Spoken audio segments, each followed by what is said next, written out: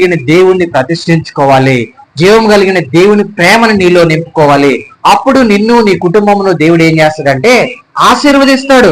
నీలో ఉన్న సమస్యలను తీసివేస్తాడు. ప్రతి ఒక్క సమస్య నుంచి దేవుడు ఏం చేస్తాడు? విడుదలనిస్తాడు. అందుకనే ప్రార్థన ద్వారా మనము చాలా విషయాల్ని మనం జయించుకోగలుగుతాము. ప్రార్థన ద్వారా ప్రతి ఒక్క విషయమును మనము సాధించుకోగలుగుతాం. ఎందుకంటే ప్రార్థనకి దేవుడు అంత గొప్ప శక్తిని ఇచ్చాడు. ఒకసారి చూడండి 7వ వచనం చదువు. మరియు మీరు ప్రార్థన చేయనప్పుడు అన్యజనుల వలె, చూడండి, అన్ని జనుల వలె వ్యర్థమైన మాటలు వచింపవద్దు. వాళ్ళు ఏం చేస్తారో తెలుసా? వాళ్ళు ఏం చేస్తారు? ఒకవేళ దేవుడికి మొక్కుకున్నా నా పక్కింటోడు ఏమైపోవాలి? చెడిపోవాలి. వాడిని ఏం చేయాలి? ఈరోజు నేను ఏదో ఒకటి చేసేస్తాను, నేను ఏదో ఒకటి ఈరోజు వాడిని చేయాలని అనుకుంటా. అయితే నువ్వు వాళ్ళలాగా కాదు, వాళ్ళలాగా ఉన్నావు. నువ్వు ఇప్పుడు ఏమైనావు? రూపాంతరం చెందావా లేదా? నీ మనసు మారిందా లేదా? నువ్వు రక్షణ పొందినావా లేదా? వాళ్ళలాగే నువ్వు జీవిస్తూ ఉంటే నువ్వు లోకంలో నువ్వేం సాక్ష్యం కలిగి ఉంటావు? ఈ లోకంలో నువ్వు ఎలాగ ఒక ఆత్మను రక్షించగలుగుతావు? నీ జీవితంలో ఇప్పుడు వరకు ఎవరికైనా ఒకరికైనా కూడా దేవుని గురించి ఒక మాట చెప్పావా? కంపెనీకి వెళ్తూ ఉంటారు, అదే విధముగా ఈ ఊర్లో ఉంటూ ఉన్నారు, పనులకు వెళ్తూ ఉంటారు, ప్రతి దగ్గరకు వెళ్తూ ఉంటారు కదా. ఎప్పుడైనా దేవుని గురించి నేను పలానా టైంలో ఒక వ్యక్తి నేను చెప్తే రక్షింపబడినాను, ఈ రోజు యేసుక్రీస్తే నిజమైన రక్షకుడని నేను తెలుసుకొని ఉన్నాను, ఆయన ద్వారానే ఈ రోజు నేను నమ్మి బాప్తీసం పొంది ఈ రోజు దేవుని సన్నిధిలోకి వెళ్తూ ఉన్నానని ఎవరికైనా ఒక్కసారైనా మీరు చెప్పారా? ఎవరైనా ఇక్కడ ఉన్న వాళ్ళు, దేవుడు నిన్ను నన్ను ఎందుకు పిలుచుకున్నాడు అంటే ఆయన పని చేయడానికి నిన్ను నన్ను పిలుచుకున్నాడు. ఏదైనా వనంలో ఆదామును ఎందుకు దేవుడు పెట్టుకున్నాడు? ఎందుకు పెట్టుకున్నాడయ్యా? ఎందుకు పెట్టుకున్నాడు? ఏదైనా వనంలో సేద్యం చేయడానికి. దేని చేయడానికి? సేద్యం చేయడానికి. ఈ రోజు నిన్ను నన్ను ఎందుకు రక్షించుకున్నాడు దేవుడు? నువ్వు కూడా సేద్యం చేయాలా. పొలంలో పనే కాదు, దేవుని పని కూడా చేయాలా. నీ జీవితంలో ఇప్పుడు వరకు నువ్వు రక్షింపబడి 10 సంవత్సరాలు, 20 సంవత్సరాలు, 5 సంవత్సరాలు, లేకపోతే 1 సంవత్సరమైనా అయింది. ఎవరికైనా ఒకరికైనా దేవుని గురించి ఇంతవరకు చెప్పుకున్నావా? ఒకసారి జ్ఞాపకం చేసుకో.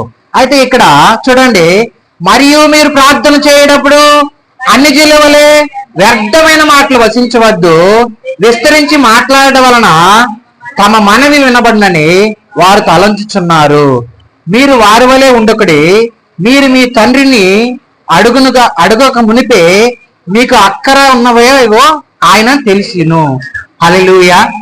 మనకు ఏది అక్కరగా ఉన్నదో దేవుడు ఇస్తాడు. అయితే చూడండి, మనం ప్రార్థన చేయనప్పుడు ఏం చేయాలంట?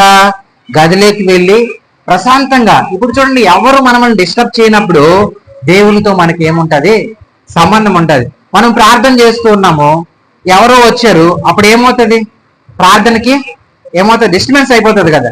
వాక్యం చెప్పేటప్పుడు కూడా మీరు వస్తూ ఉన్నారనుకోండి, ఒక టైం అనుకున్న టైం ప్రకారం వచ్చేస్తామనుకో దేవుని సన్నిధిలోకి, దేవుని పరిశుద్ధాత్ముడు ఆయనకు కావాల్సిన రీతిలో మీ అందరికీ బోధిస్తాడు, ఆత్మీయమైన ఆహారమును ఇస్తాడు. అయితే మనం జ్ఞాపకం చేసుకోవాల్సింది ఏంటంటే, ఇక్కడ ఆల్రెడీ అన్న కూడా మొన్నొకసారి మీకు జ్ఞాపకం చేశాడు. ఏమని? పరలోకమందున్న మా తండ్రి మీ నామము పరిశుద్ధపరచబడినగాకనని. అయితే ఇక్కడ ఉన్న సంబంధము, ఈ ప్రార్థనకున్న సంబంధము విశ్వాసము, సంబంధము, ఆరాధన, నిరీక్షణ, ఇవన్నీ కూడా ఈ ప్రార్థనలో వస్తాయి. అయితే నువ్వు ప్రార్థన చేయనప్పుడు నువ్వేం చేయాలంటే గదిలోకి వెళ్ళి నువ్వు మోకరించి నీ తండ్రికి ప్రార్థన చేయాలి. లాస్ట్ నేను ఒకే ఒక మాట మీకు గుర్తు చేస్తాను. యాకోబు రాసిన పత్రిక 5వ అధ్యాయము చూడండి ఒకసారి. మరి మన ప్రార్థన దేవునికి వినపడితే మనకు సమాధానం రావాలి. ఇక్కడ ఒక ఆయన ఉన్నాడు, ఆయన ప్రార్థన దేవునికి వినపడింది, సమాధానం వచ్చింది. చదవండి 5వ అధ్యాయం 17వ వచనం చదవండి. 17-18. చూడండి, ఏలియా ఎవరంట? ఇక్కడున్న మనలాంటి వాడే. వర్షింపకున్నట్లు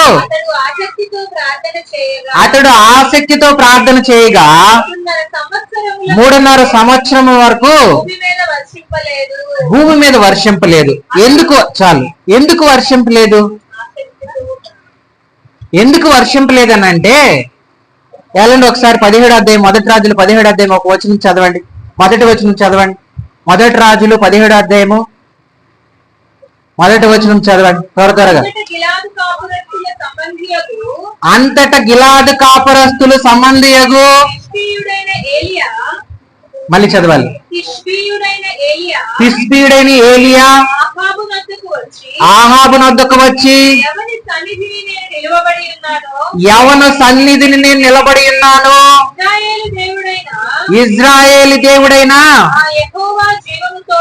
ఆ యెహోవా జీవము తోడు